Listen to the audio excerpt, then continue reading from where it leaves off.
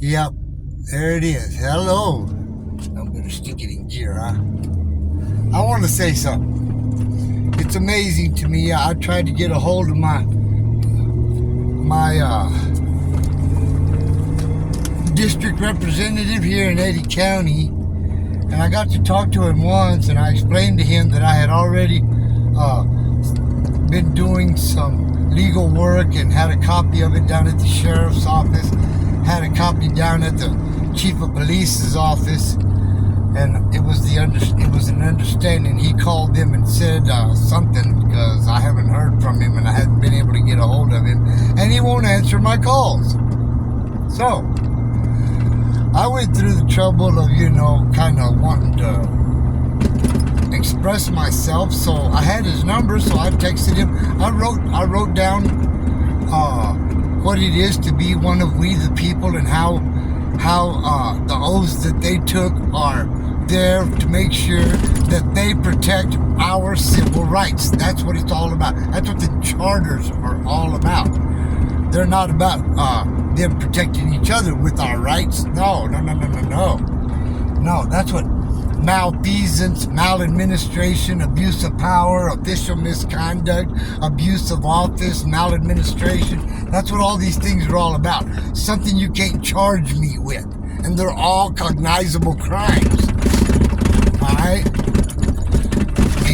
Anybody knows that when you violate these things that I just was talking about, you have committed a crime under USC Title 18, 241 and 242, and Title 25, 11448. Now, Title 25, 11448 is a crime that you can't charge me with it. I don't have an office to abuse, but our officials do, all of them. Even their subordinates are subject to liabilities. We have no qualified immunity in New Mexico, and qualified immunity is a bunch of bullshit anyway, because it deprives people of equal protection of the law and the right to due process. So that's, the right to due process is a real big deal.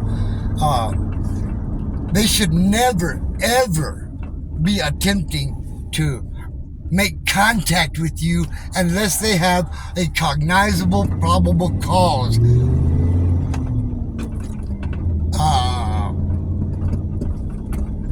Proof that there's a cognizable crime that they can apply to you is what I'm talking about. Apart from that, government should never come in contact with you. They don't have the right. They have to have a warrant, a consent, or exigent circumstances. And I gotta tell you, if there's not a kid sitting in the pit down there, I have to say, they don't have the authority. They don't have the jurisdiction. Challenging jurisdiction is the biggest deal. Challenging anybody's jurisdiction. When you file a motion to do something, to get something reviewed, you should be heard.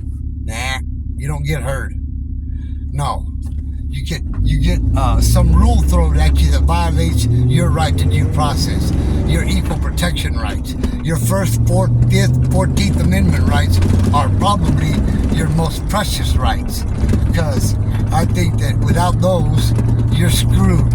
We can be taken over by a tyrannical government that's already trying to take your guns, and they don't seem to understand what shall not be infringed means. You don't mess with it. That's what it means. You have no authority to do anything as far as that goes. Nothing. No rules, no ATF, none of these. ATF doesn't even have a charter to function. They came up with this bullshit on their own. So if you look at Self v. Ray, you'll see that none of that crap applies to you. It all applies to government only. But here, our government has turned it around on us and been applying it to us, and we have not been charging them with abusing their power, officially misconducting themselves, abuse of office, official misconduct, maladministration, malfeasance. And let me tell you, all of these things are cognizable. They should have saw these coming. All right? Their failure to comply with their own rules and the oaths that they took relinquishes their authority, so they no longer have jurisdiction for anything, much less to be opening their mouths and let me stick my foot in it.